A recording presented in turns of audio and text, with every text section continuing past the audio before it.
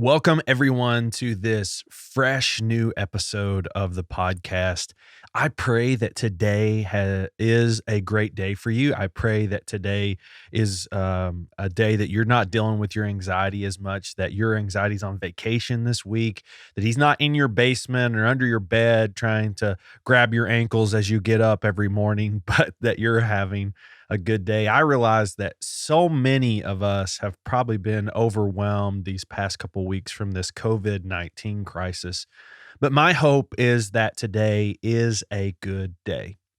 Today, we're talking about a very timely and timeless topic that I hope isn't limited to our current situation, but is a discussion that will help us even after this quarantine life is over.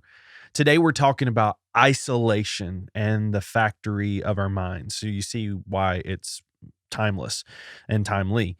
I assume that most of you with anxiety can relate to this, whether it's social isolation or just living in your own heads. We all seem to do that in some way or another.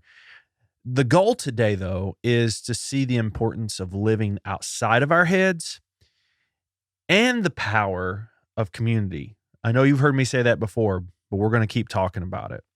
If you're new to the podcast, welcome. We'd love for you to hit the subscribe button. Tell us how this podcast has benefited you. And you can do that by reviewing and rating it on whatever platform you're joining us on. We want to be a community of people that work together to embrace our journeys. And the important thing for us is to be real, live authentic. So let's get trying.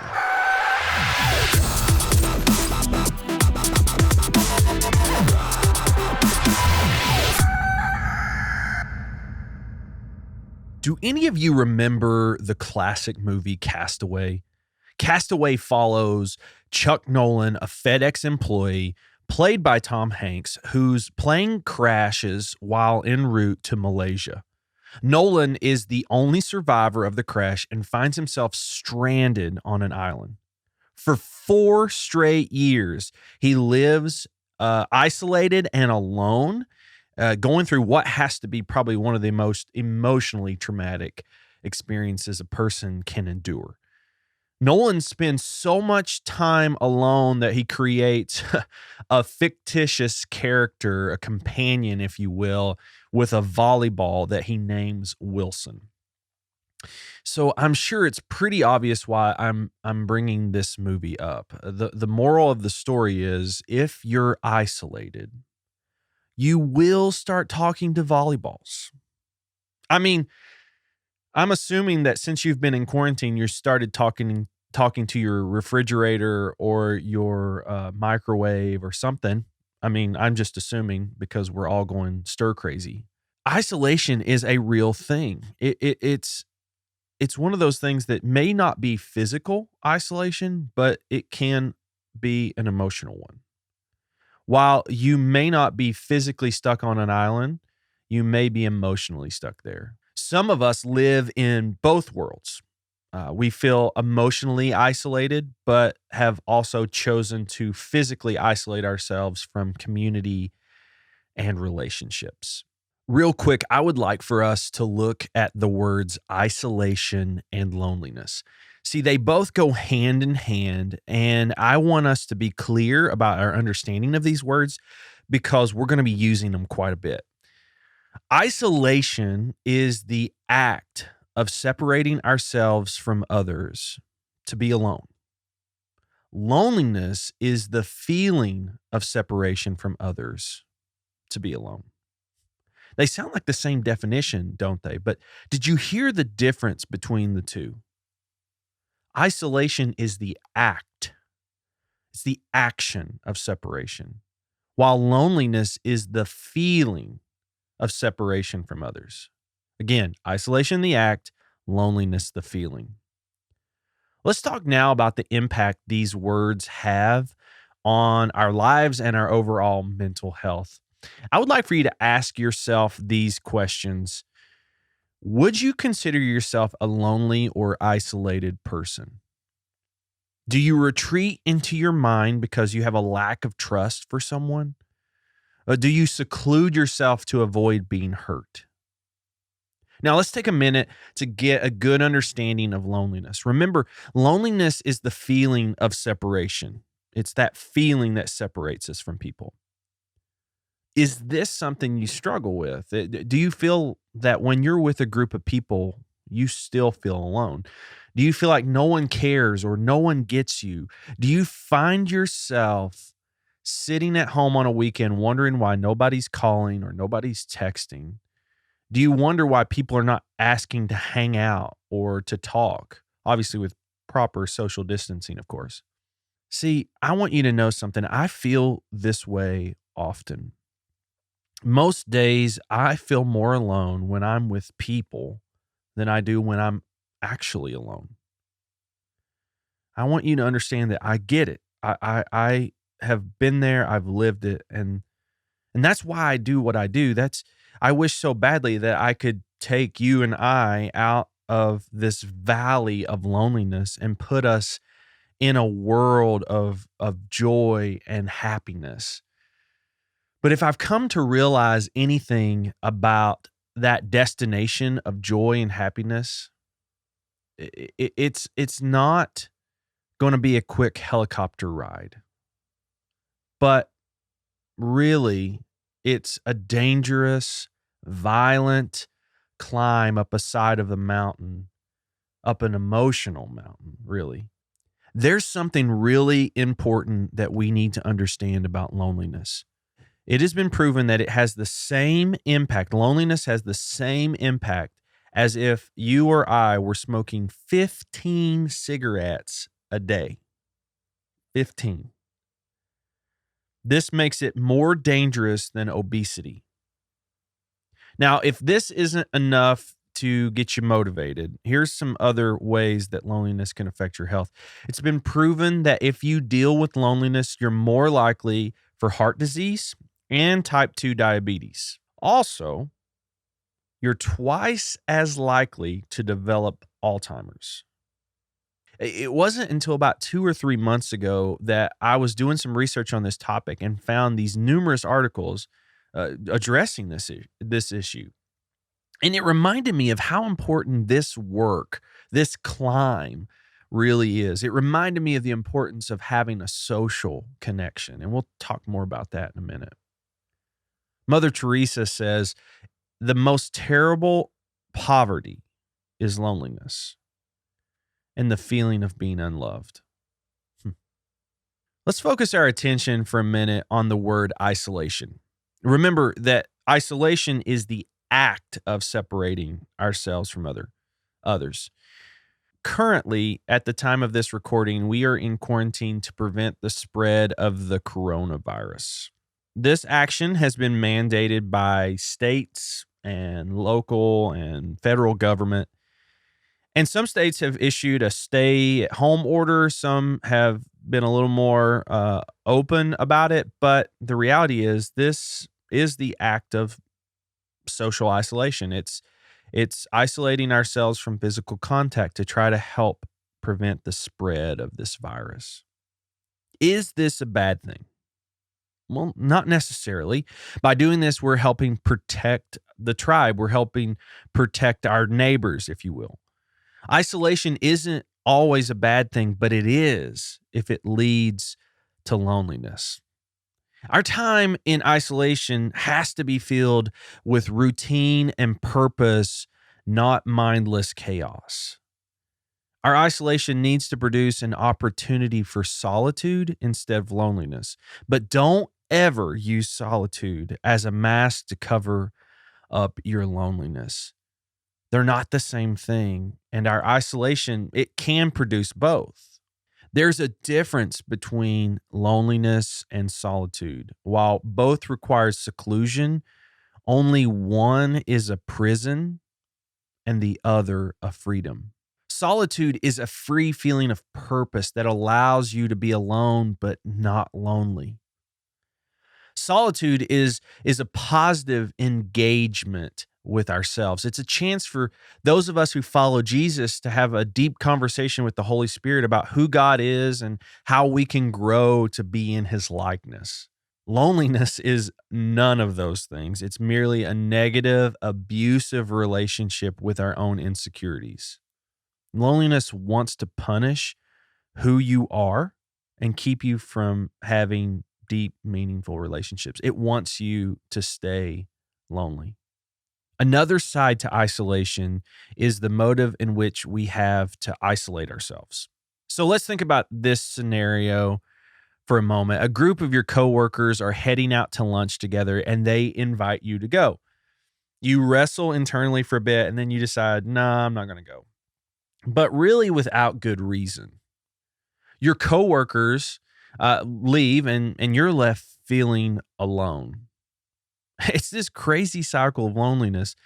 And what's crazy is that you isolated yourself, but you're left with your thoughts of not feeling loved or valued. You feel lonely. Now, is that your coworker's fault? I mean, not necessarily. I really think it's probably yours. And it's ironic that even in our choice to isolate, we feel rejected by others. It really makes no sense, does it? When we choose isolation over connection, we will always be left feeling empty. Unfortunately, we're our own worst enemy. We'll be left with our thoughts that we aren't good enough, how stupid we were for not joining them, how no one likes us, etc. But the crazy thing is that your coworkers just extended you an olive branch, showing you that they wanted to have a connection with you. So we need to ask ourselves, why do I avoid an opportunity for social connection? There's always a deeper issue that we need to address. For me, the deeper issue is an insecurity about my value. Does my life matter? Now, that's rooted in the pain that I felt as a bullied child. So naturally, I avoid connection because as a kid, I didn't feel loved or valued. Those insecurities have stayed with me for 3 decades and have become like the chief motive of why I choose not to grow my relationships with people. What's the insecurity that you feel? What's the insecurity that leads you to isolate yourself either physically or mentally? And I'm telling you right now, until you have an awareness of that pain, of whatever it is that you're using to isolate yourself, no to-do list or method you put in place is going to fix your loneliness. Please hear that. You need to first confront the pain and insecurity that you feel. Then you can put the work in place to overcome it. So as we move forward, I'm going to assume that you know what your pain is. I'm going to assume that you know the lies that your insecurities are telling you. So I want us to focus the rest of our episode on some practical things that we can do to both overcome this in quarantine and just in life in general, to overcome our isolation producing loneliness, but use our isolation for solitude. Whether it's quarantine life or everyday life, it's so important that you have a daily routine. A daily routine gives structure and purpose to your day and prevents your mind from wandering. Here's a way that you can do a self-evaluation on yourself. Determine the times of day where you have the most energy. Determine the times when you have the least amount of energy. And what you want to do is place important things on those times when you feel most productive and place less important things in the times where your energy's low. See, what you do is by putting those important things, you're increasing the likelihood that you're going to get them done. And you're decreasing the anxiety that you feel toward the task. And so if you need to do the dishes, if it's something that has to get done, don't try to do it during your low energy time. You'll fail. But if you want to spend time in scripture, you probably need to do it also during your high energy time because you want to be able to be productive and comprehend and grow what you're reading. The goal isn't to overwhelm yourself, but it is to create structure. Structure will help you in isolation. One of the simplest things we can do, and this is so, so important, and I used to just scoff whenever I heard people say this, but one of the simplest things we can do is set a bedtime and a wake time for our sleep. About 2.5 months ago, I was reading the book Start by John Acuff. In the book, he talks about living your dreams and the sacrifice that it takes to fulfill that dream. And one of the things that he challenges his readers with is to be selfish at 5 a.m. He says that this is the best time to work on things that are important to you because the rest of your day is going to be filled with tasks and interruptions. And, when I initially read this, I was like, ugh, this sounds terrible. I don't want to do this. Um, Because you know what? I'm a night owl, and that's one of those things where I'm like, hey, I like working at night. But the more and more I read, the more and more I felt convicted to try this. And so I put a routine in place to go to bed by 10:15 every night, which is about 3 hours earlier than I usually do. And I started trying to wake up between 5:30 and 6. And I've been doing this for about 2 months now. And I have got to tell you that it has been such an amazing thing. And I know you're probably like, whatever, I can't do that. Well, I was that guy. Please understand, I was that guy. What this has allowed me to do is provide time that I can spend with the Lord and time being creative. I actually am recording this podcast during that block of time. And it's great because I don't have to feel guilty about not helping out with the kids or helping out with dinner or whatever because my kids are still in bed, and that's what's great is it provides this opportunity for you to be creative. And if you do both, if you set a sleep time and a wake time, you actually are able to get a good night's rest on a consistent basis, and that goes so far. I just want to reiterate something though about a daily routine. And this is something that he says, John Acuff says in that book Start. He says, "What I learned in that season was that when it comes to time management or other ways to accelerate awesome, change has to be simple, especially new change. It has to be easily manageable or we'll fail at it before we even start. We can add other changes down the road, but when we're beginning our journey, we just need to get one thing right." So for your daily routine, pick one thing, whether it's that energy blocks that we talked about, or whether it's those sleep time, wake time moments. The next practical thing that we need to embrace is in our isolation, we need to be positive. It's important that we do this. I wish so badly that this was something that was priority for everyone. I wish we would choose to do this. Paul tells us in the book of Philippians, whatever is true, whatever is noble, whatever is right, whatever is pure, whatever is lovely, whatever is admirable, if anything is excellent or praiseworthy, think about such things. All those are positive. Whatever you have learned or received or heard from me or seen in me, put it into practice, and the God of peace will be with you. Isn't it crazy that positivity would bring peace? Maybe we should avoid negative things. Did you know that verse comes right before this scripture? Rejoice in the Lord always. I will say it again, rejoice. Let your gentleness be evident to all. The Lord is near. Don't be anxious about anything, but in every situation, by prayer and petition, with thanksgiving, present your requests to God. And the peace of God will transcend all understanding, will guard your hearts and your minds in Christ Jesus. There is nothing in those passages that tell you to be negative about a situation or a person. We will miss so many opportunities to love and encourage people when we are stuck in our negativity. Isolation can either grow negativity, which leads to loneliness, or it will grow positivity, which leads to solitude or rejoicing.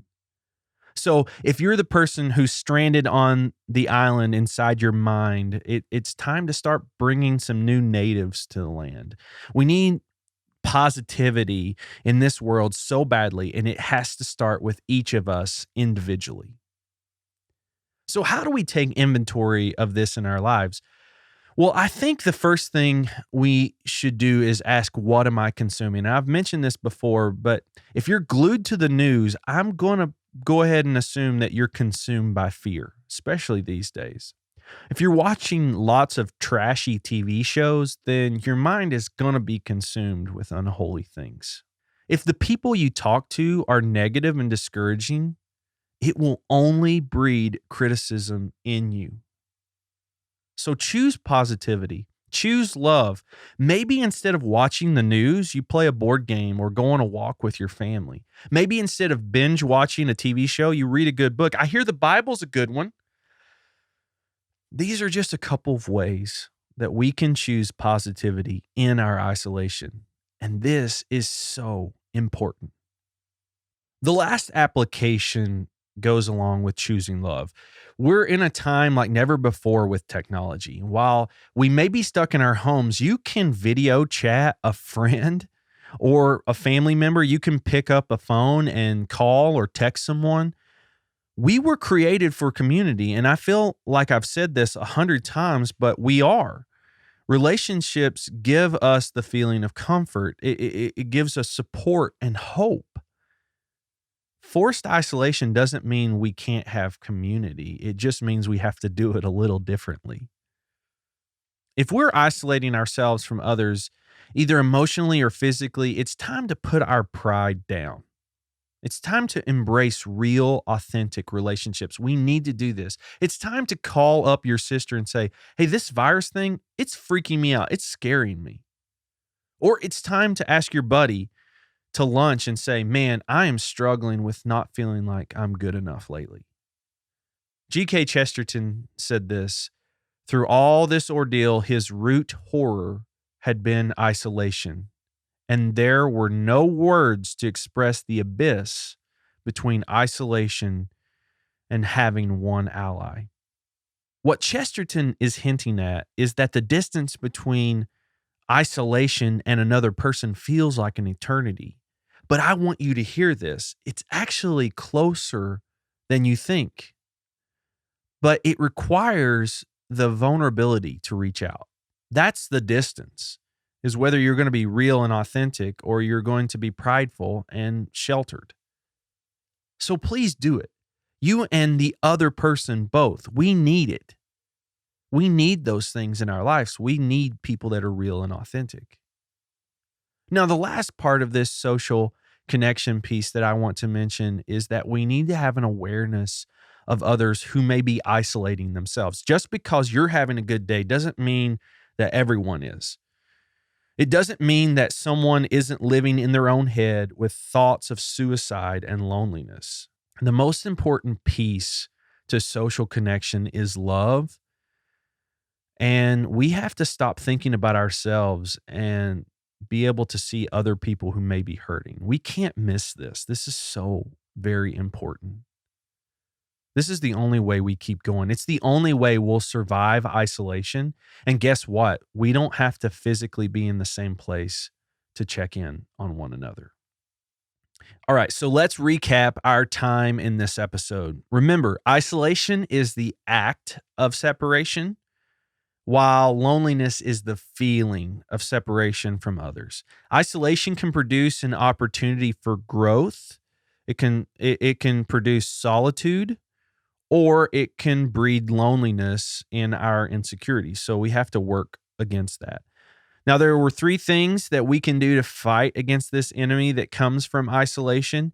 We need to develop a routine. Bedtime, wake time, high energy times, low energy times, place important tasks in those. We need to choose positivity, evaluate what you're consuming and how it affects you. Make the moments of isolation about growth and about family. Never lose social connection. Talk to your friends and family over the phone or video chat. Share your struggles with someone you love and you trust. Check on those around you who may be isolating themselves from the world and they just need someone to reach out to them. I think if we work through these truths, we'll be just fine. I hope that you find this topic helpful. I hope that it's beneficial for when you feel physically isolated or emotionally isolated. We want to embrace this journey that we're on, and I believe these are some great ways to do it. If you find this episode helpful, please share it. Share it with those people that maybe you're thinking about who's not quite there yet to talk about their isolation, but need to hear this and know that they're not alone. So please share that out and help them. If you wouldn't mind, again, to rate, review, and share the podcast, that would help out so much. A couple of other things I just want to reiterate. I've said them a bunch of times, and I'm sure you're tired of it, or you've signed off by now. But head over to theanxiouspastor.com and read some of the blog posts. It's great content. I believe that's very helpful to just take these episodes a step further. And you can also comment on those. Let's get some dialogue going on those blog posts. Also, remember that we have a Patreon page, and that's a way that you can help support ongoing the podcast to keep us going financially. That just helps us out in a way. And the easiest way to do that is to go to theanxiouspastor.com, click Become a Patron in the right-hand top corner, and that's the easiest way to do it. I know that it can feel like some days are defeating, but please know that you're not alone. There is hope. And if we build community, then there's help to walk alongside of us. We can get through this, people. We can do it. So don't give up. It's time to be real. It's time to live authentically. So let's get trying.